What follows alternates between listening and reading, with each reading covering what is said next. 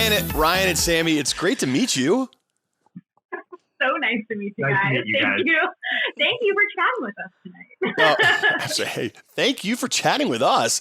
It feels so good to see other humans, even on the screen. Oh. I don't even care. Remember what it was like when I said to Ryan, I'm like, do I remember how to talk to people?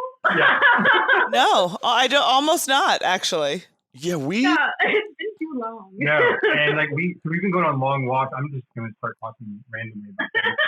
We go on long walks on the weekend, and we have a 2-year-old, so we'll always bring the stroller because she'll want to get out and all this other stuff.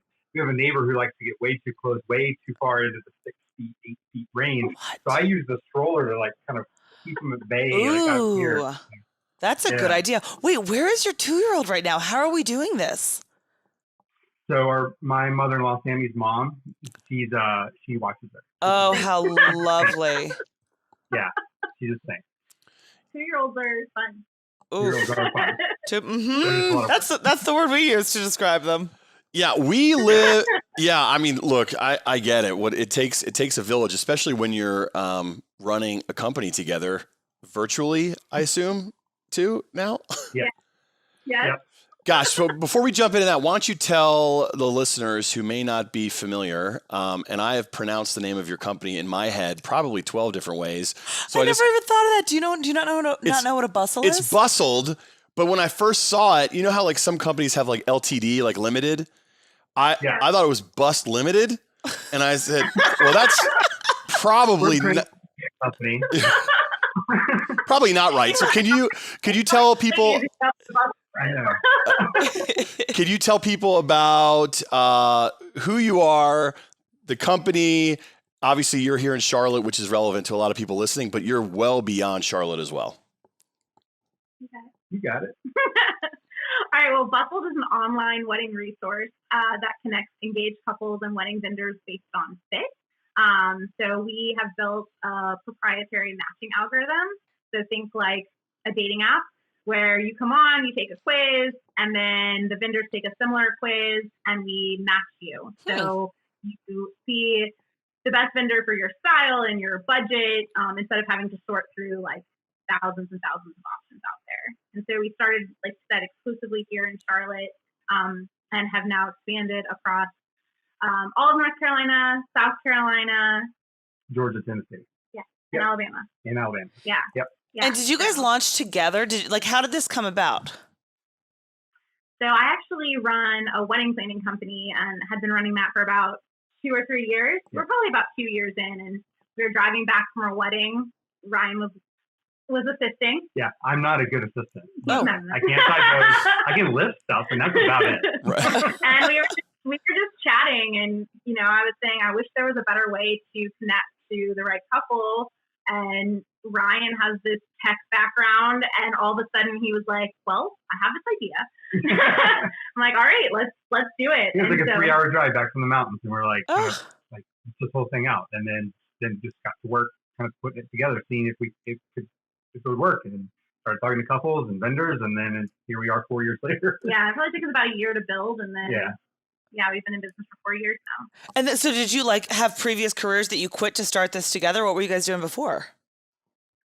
So I was full-time running the wedding planning company, which I still run on the side. And then Ryan had a... Yeah, I spent most of my career at Thomson Reuters and Dun & Bradstreet. So working very different than weddings, but working with a lot of big companies like LinkedIn or JP Morgan, places like that to help them on the compliance side. But we use a lot of algorithms and data analytics, and that's kind of what helped kind of bring all this to life back with Sammy's industry knowledge. Yeah, so he quit his job to do all things weddings. Yep. That was a couple years ago. That was a couple years ago. So you planned our wedding. Mm-hmm.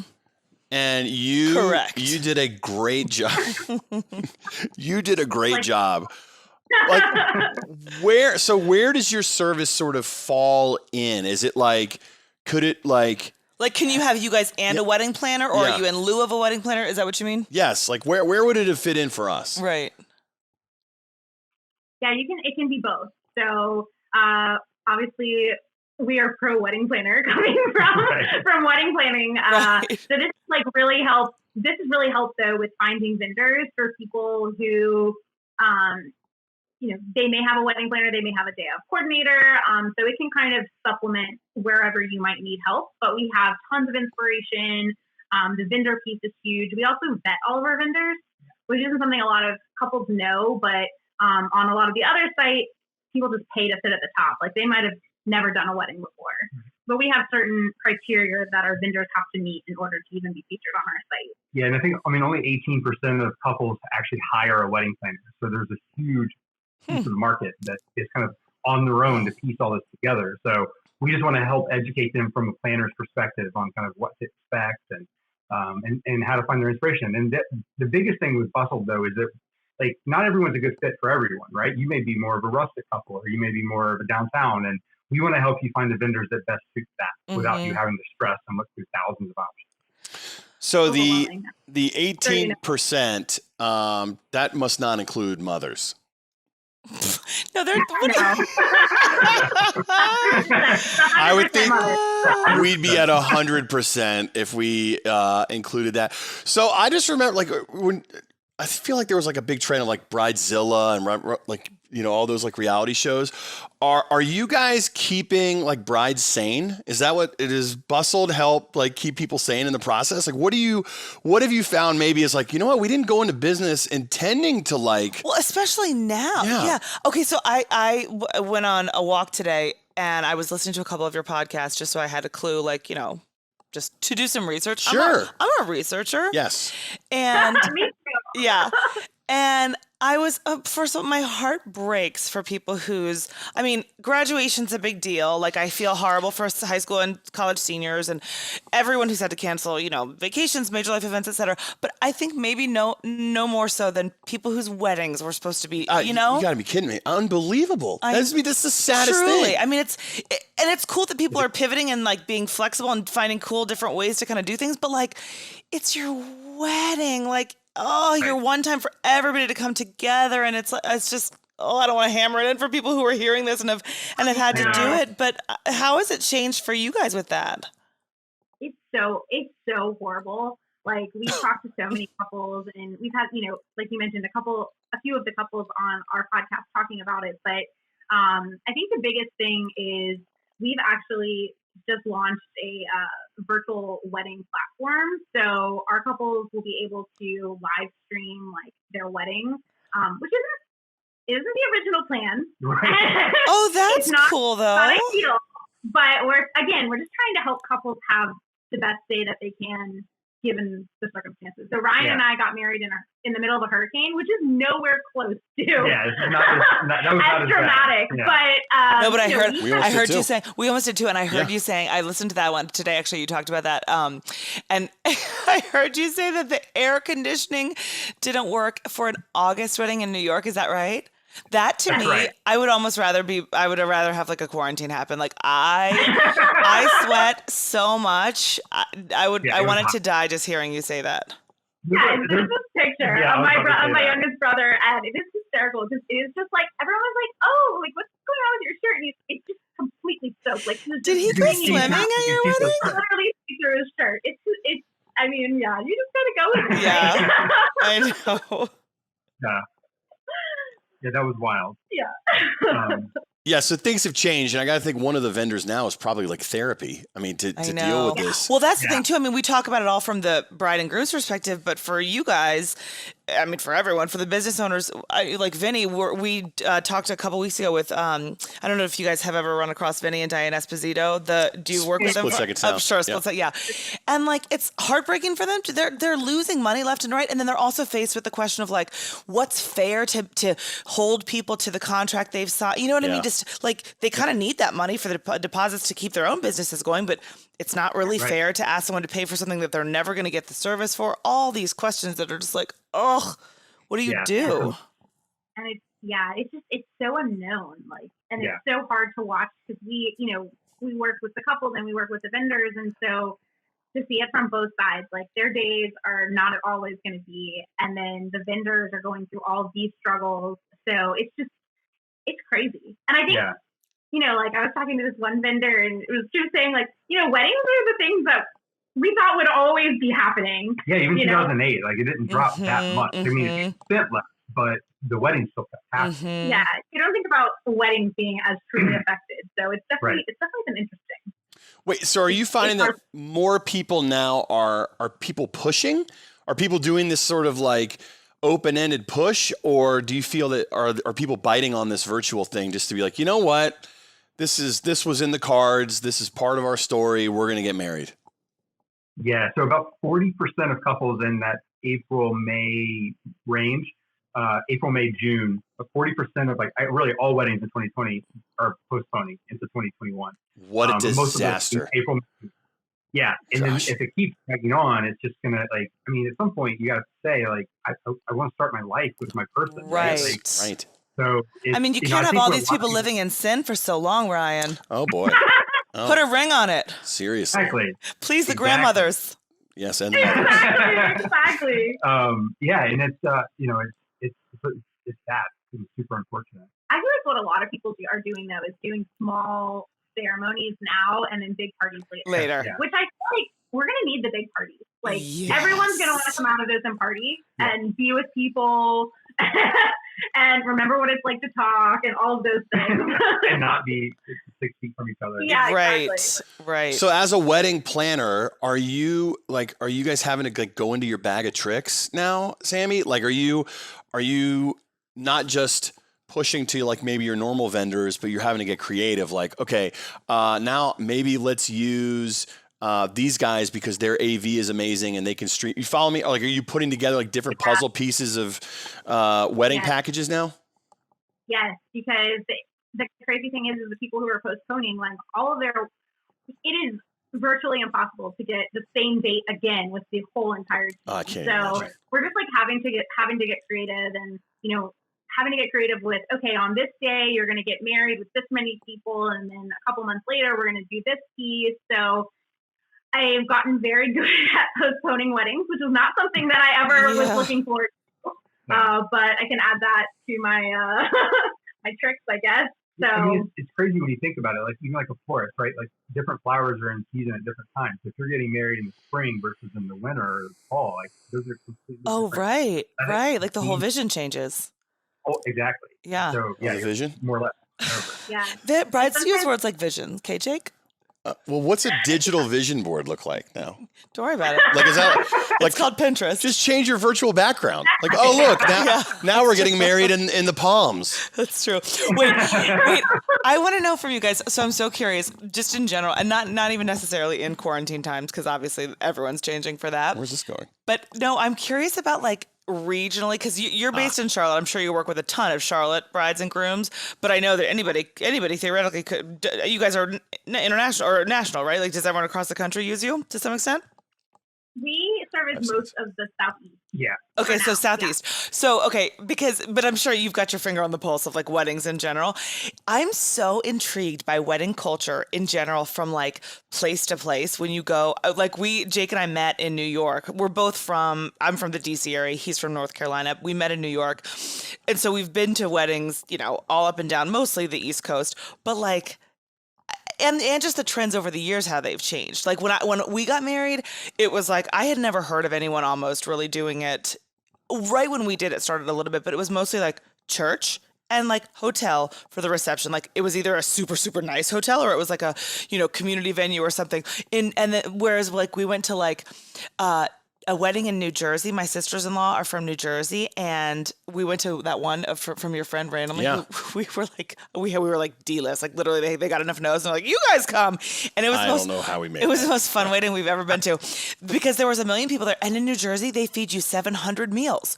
Before, like, right? Like, I was like, and they give you everyone from New Jersey gives you cash as a present for your wedding. So much cash. I think we gave them like $100.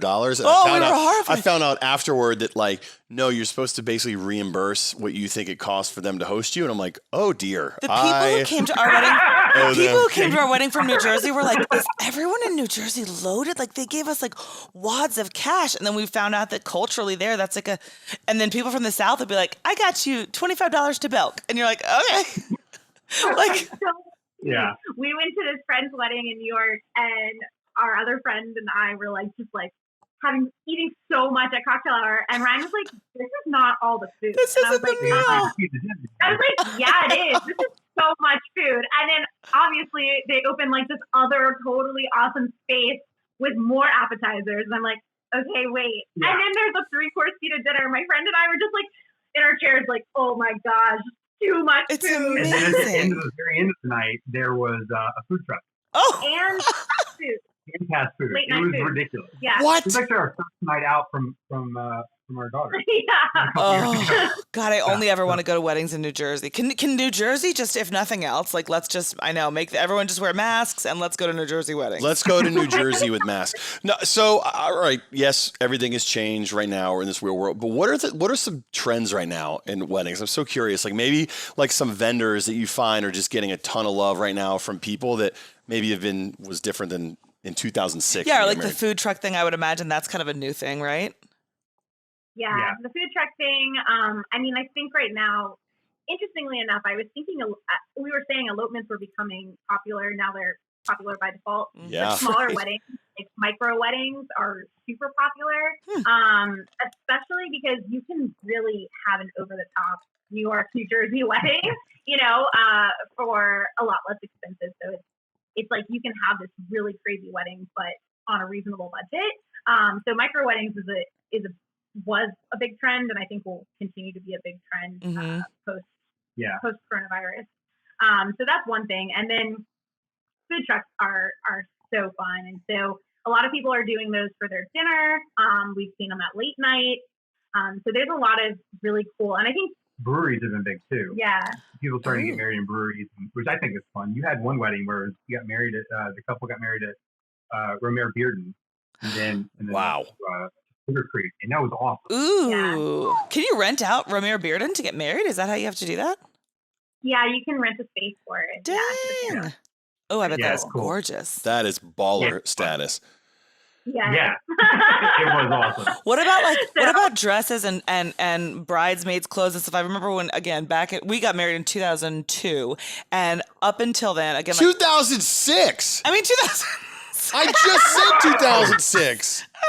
2002. What am I talking I graduated from college. That's right. Sorry, I looked at you and I said 2002 because I'm used to looking. Because I look like I'm 50 now. Jake's my child groom. I'm 2001. He was 2002 from college. So right, I'm sorry, I got thrown off. Carry on. By my days. Gosh. Age yourself a few years. Yeah, whatever. So I guess we'll be celebrating our 20th here soon. I need to get my act together. Congrats, guys. Yeah, thanks. Thank you so so much. much. Oh, wow. It's our silver anniversary or whatever that's called.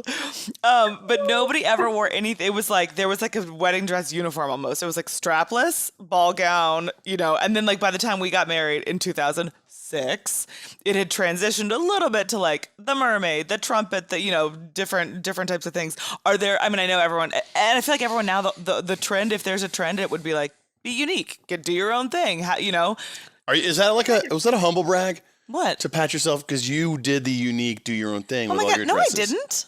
No, they all got to wear their own dress. Oh, you're talking about bridesmaids' dresses. What are you talking about? I'm talking about wedding dresses. You had two. I know, but that was because Trista had 2002 and one in 2006. That's my guy. Ryan, I like you. That's my guy, Ryan. But yeah, so you had two dresses. Your bridesmaids were all allowed to wear whatever black dress they wanted. That's right. So I feel this like was all just me teeing myself up to that's pat all myself this on the back. is. It's like now Paige, that's out of the way. If we could go one podcast without you talking about our 2002 wedding party, I just. All right, sorry. Go ahead. Back to my question. Trumpets. Yep. Trumpets. Yes. Do people have trumpets played? That's what I was asking, right? What was your question? Dresses. Yeah, trends and dresses and bridesmaids dress. I have to. Can I throw a little bit of shade? Oh. Yes. And because he did not on you guys. I don't know. I mean, everyone. We just met you. There's some shade on Bustld. No. Ryan, you need a haircut. There's some shade. No, he doesn't. No, I know. It's it looks amazing. tremendous. It does. I hate bridesmaids dresses. I find that and I know everyone says that and everyone hates them, but I think it seems so silly to me to have grown women wear all the exact same thing. And I'm glad to see that trend does kind of go away a little bit, right? Aren't people getting at least a little bit like with cuts, like you could pick different cuts that you want to wear? Yeah, I think people are are just letting it be more custom. Like I'm loving when people let it be completely different. Like I just had a couple who did like shades of greens and ivories and peaches and like a couple of floral prints that were thrown in there. And it looked so beautiful together, but everybody wasn't completely cookie cutter the same. Right. And everyone had to pick something that looks good on them, which isn't the same dress for every single person. Yes. Right. Yeah. That's a big industry now too. Like compared to when you and I got married in 2002? No, 2011. But like now you have like companies like Bella Bridesmaids, you have Brideside, you have Bustld, like there's always like different Bernie options. Gray. They have like dresses all under $100, which now is you're so talking. nice. I know, because sometimes the bridesmaid dresses are expensive. Yeah. Which is a lot to spend on a dress you're gonna wear for one day. I had one friend when she was getting married say she found it was the J. Crew line, which are actually great because those are ones that there was kind of like a cocktail dress almost. And she goes, and guess what? She sent out this big email. She's like, guess what, guys? The dress is on sale now. So since the dress is on sale, I picked out these shoes for you to get since you're saving so much on the dress. And I was like, we were all like, we're not saving on the, like, it's not like we had a budget set aside to be in your wedding. Like, let us just save that money. We're not going to put it toward the bougie, expensive shoes you now want us to wear. I don't need to spend it on shoes, actually. Right. I was going to put that toward your gift, but okay, I'll just spend it on the shoes that you want me to wear instead. You know, $13 gift card about. Exactly. So is Charlotte's going to be home for foreseeable future? What's kind of the benefits, the whys to being based here? Yeah, so Ryan and I'm kind of from all over the place, but I grew up here in Charlotte for the most part. And Ryan, I'm originally from Alabama, so Sammy and I actually at Bama, so Roll Tide. Okay. And then we moved to New York, and then I was itching to get back to the South. Like, guys, funny enough, I love New York, but I had to get back. Ryan, when we came here to visit in college, was like, "We're gonna live here one day," and I was like, "No, we're not coming back." You know? What were you here for in college?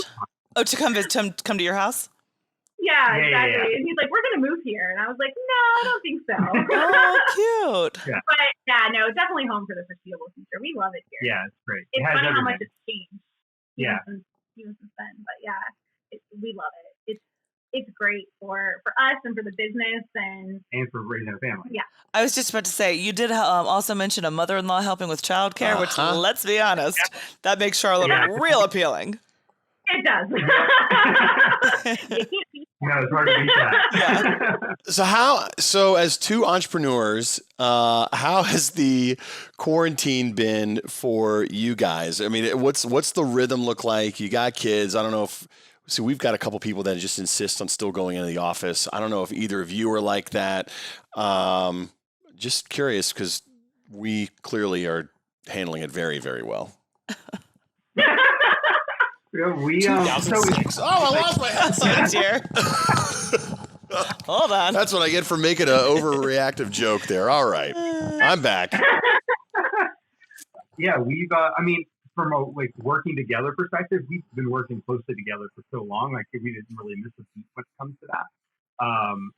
But we did send everybody home. We've got about 5 other employees, and we made everybody work from home. We're not going into the office right now, and we did that middle of March. Yeah. That part's been hard though because we're a small company. We're trying to foster a culture and trying to keep everybody connected. When we're in separate places. That's been really, really hard because culture is important to us. Mm-hmm. Yeah, that trying to manage a work schedule. Initially, my parents were supposed to be traveling, so they ended up, canceling their trip, of course. And so then they were like, well, we're still gonna, enjoy our 2 weeks off as they should have. And so we were just anxiously awaiting, you want to come nanny your granddaughter? That sounds like. Oh my God, I love them. That sounds like, yes, Jake and I always joke about our grandparent situation. That sounds familiar. In terms of boundaries, I'm like, we are still on vacation, so we'll be enjoying our vacation. Yeah. Now that they'll be listening. No, listen. I'm not watching any grandchildren. I don't blame like when grandparents. I'm like, good for you. Like, yes, I am. These three are on their own. When they are ours are like, I'm not watching their kids. I enjoy them, and I will FaceTime with their children and play with them. But I am, not putting in the hours like some grandparents do. God bless the ones who do. Well, yeah. You're already playing that flag right now? Jake, yes. You're out. I'm out. You're I'm out. like, look at their little faces. They're going to have more little faces. I'm raising their little faces. I'm not raising their faces. My grandmother was the same way. My mom's the oldest of 6. Yeah. And my youngest aunt was 13 when I was born, and my mom said she remembers like she would take. We lived in Virginia, and they were or we lived in Maryland. They were in Virginia, but it's like a 45-minute drive across 3 states. And she was like, I remember my mom just being like not that helpful, and I was like, looking back now as a mom, I'm like, she was just barely out of the weeds herself. Like she, like you have a 13-year-old, and then like your oldest kid comes over with their kid and wants you to help it all, and you're like, not a chance. I'm calling sister. BS. I think you are going to be just like your parents. Super helpful. My parents are super helpful, but I'm not going to be like them. I'm not going to be. Wow. Hey, date night listeners, you heard it here first. Paige is going to be an awful grandmother. I'll play. I just want them to stay too. I just don't want to get stuck with the kid, just like on kid duty. The kid stuck with the kid? Yeah. You sort of sound like me early as a parent. I don't know. Am I babysitting? Am I babysitting Ford? It's not babysitting when it's your actual child, Jake. Is that your? No, you call it babysitting. Yeah, don't use that term. I did early. Ryan has learned that lesson. I can tell. Yeah. But you guys seem like you're doing great. Just trapped in the house together. That's wonderful. Do you have pants on? Please tell me you don't have pants on. Do you have pants on? Not real pants, anyway. Pants off. Oh, I definitely do not have real pants on. Yes. I'm not anything besides sweatpants since this began. Ryan over here. I'm a weirdo. Every day. If you look good, then you feel good. If you feel good, you play good. So this is it, guys. And I'm like, I'm never wearing jeans again. Oh my gosh. Ever. Ryan, I love it, man. So for those. What? You what? So it's just the jeans. No more jeans. Oh yeah. No more jeans. Never. Well, Ryan, this is going to be audio. Ryan has on a starched shirt. He's looking trendy as hell. Yeah. He's got big hair just like me. But from one hair guy to another, it looks worrisome. It looks like you're right on the edge of your product being able to handle it. Yeah, I don't think it can. I mean, it's about to take off and fly. It's asking a lot of gel. Yeah. Yeah, I'm going through a whole jar per day at this point. Ryan's measuring quarantine by how many haircuts he's missed. That's right. Yeah. I'm too deep at this point. It's ugly. So you're a data guy, I think financial guy background. You mentioned in New York, and then Sammy, you're like in this subjective, creative world. How do you guys make it work? Because Paige and I are at least in the same. Like we're in the same business, we're in the same industry. We like to talk essentially for a living, and we like we do creative stuff. You guys have very different skill sets, but obviously you're making it work. Yeah, it's I think it's a good thing in that we balance each other out. Yeah. We're good at the opposite things that the other person's not good at. Yeah, but it definitely makes things interesting because we have very different perspectives. So we're both very passionate. Yep. So we get heated, but then we figure it out. Yeah, we tend to defer to like, okay, what bucket does this fall in? Okay, that's more Sammy, so we're gonna go with whatever your decision is. We kind of coin flip, but we really are pretty. And then when it's the other way, then I want to win that one too. Yeah. We call that. Yeah. We call that your thing, my thing. Jake and I actually did a whole podcast called Your Thing, My Thing, because that's kind of how we, like, a couple years into our marriage, learned, like, you know what? We're not really good collaborators in some ways. I hate group projects. I don't like to compromise or have to, like, go back and forth. So this is your thing. This is my thing. If you want to weigh in on it, then you can just do it. Group projects, collaborating back and forth. That's sort of the podcast life. Yeah, wait, are you out on the podcast? Is that what's happening right now? What are you talking about? This whole time for 4 years, have you not enjoyed date night? That's a collaboration of people. Oh my gosh. More breaking news. More breaking news. Aren't podcasts are basically like group therapy that you just put, or couples therapy that you put out to the world, right? Do you find that you work through a lot of issues as you podcast? Yeah, tell us about your podcast. What can people expect to hear? Yeah, so we give a lot of planning tips Ryan talks a lot about cake and Alabama football. But no, it's really planning tips on, how to plan your wedding, what the trends are, specific things like hard decisions, how to cut the guest list or how to save money on budget. And we've obviously been covering a lot right now with how to deal with coronavirus and postponements and those kinds of things, and how to plan from home. I think a lot of people are missing that human connection. So it's fun. Yeah. It's been fun, and a lot of times it does bring out. It is almost couples therapy when we're recording together. It is fun, and you start going down these weird paths. And it's like, how do we end up there? How do we get back on topic? But come on, Ryan, I'm trying to follow your facial expressions here. Look, creating content when you're trying to run a business, it can get to be a lot. So are we doing it right there? I had to cough. Sorry. Is the podcast like? How's it been in the house? Because when there's nothing else going on, it's like, well, let's just record another podcast, and it's maybe not the first thing on the list. Yeah. We missed Ryan on a few episodes. Yeah, they missed me on a few. There's a lot to do around the house. It's funny how projects have become, he doesn't really like to do the projects normally, but now they're better than podcasts.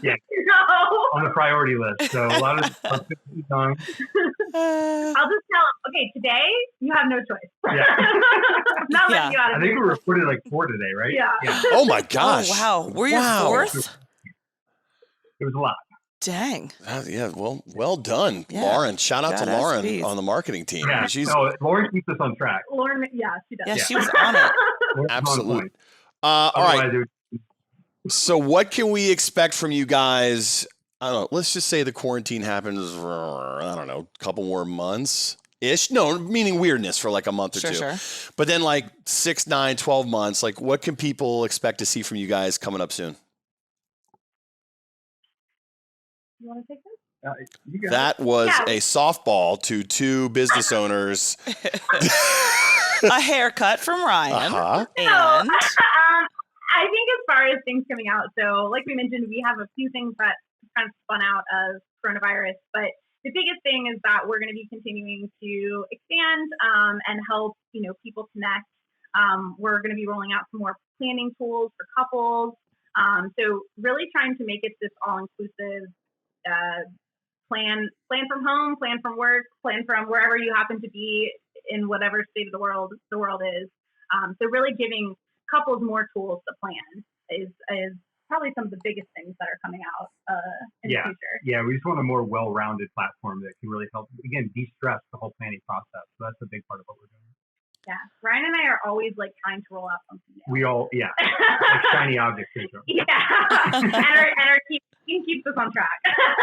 We're like, here's 6 new ideas we're going to do this week. Yeah. And they're like, maybe one. Let's go for one a month. Well, exactly. You guys, what? I got one more. Oh, go. Yeah, I got. So, in an attempt to bring value as we wind this thing down, Sammy, give our listeners and our brides 1 or 2 pieces of advice now, right now. If they're planning a wedding or about to have a wedding now, and maybe they're freaking out, what should I do? And then, what advice do you give a bride sort of normally when they're entering into the wedding process? Yeah, I think right now the biggest thing is first take a breath. It's weirdly makes everyone feel a little bit better to know we're all in this together in a way. So I think the biggest piece is to have a contingency plan. So whether your wedding is a month from now, 6 months from now, obviously there's a lot of unknowns. So have a backup plan, have a date set, whether that's just the 2 of you, your families, your planner, whoever that might be, to kind of sit down and say, okay, if things haven't changed at this point, then we reach out and we get alternative dates, and know what is your minimum number of guests that you can get married with. So I think having a contingency plan makes everyone feel better because they know that there's a backup, which isn't ideal. It's not plan A, but it's good planning advice even if things are going well. It can rain. You could have a hurricane. So I think having that plan, and then if you're just starting out and you're planning now for 2021 or whatever, and things aren't in this crazy state of the world, my biggest piece of advice is to sit down and have an initial plan. So know, what does my budget look like? How many guests do I have? Know that those things are related before you start spending money is really important, because what I see a lot of couples do is get really excited and go out and buy a super expensive dress or book a really expensive venue, and then sit back and say, well, I just blew half my budget and now I have to make it else work. So I think having like some good framework in the beginning helps make the whole rest of the planning process less stressful. Mm-hmm. Well, you heard it here first. So that's Sammy. And then Ryan, your advice on the way out. Do you do like a cream and then a blow dryer and then cream again? Or what's your ritual in the morning? Yeah, so it's all about the blow dry first, 100%. Then the paste, and then more paste. And then it just keeps going longer, even more than that. But yeah, you got to blow dry first. That's what I tell people. It's so much blow dry. I know. Thank you. I'm aware. Well, I invested in a great blow dryer. You did. Jake. What did I do? Yeah, Jake bought us the dry bar, the yellow fancy hair dryers. So now I get to, I know. Who knew? Who knew this podcast would be half about boys' hair, huh? Where can we find you online? Where can we find you guys online? We're online at bustld, bustld.com. And you have the best name for your podcast ever, which is? Every Day I'm Bustling. You love it. Listen, you guys are delightful. I almost wish that we were like getting remarried or going to do like a 10-year, 20-year vow renewal. Track it for 20. So that we could play and plan something with you guys. You guys are awesome. Oh, well, thank you. You guys are awesome. Yeah, thank you guys so much for having us on the show, and glad we could talk about boys' hair. Yeah. That's what it's about. Ditto. Well, hang in there. Hopefully we cross paths at some point in real life. Yeah. I love it. Thank you, awesome. guys. Thank you guys. Bye, guys. Thanks. Bye.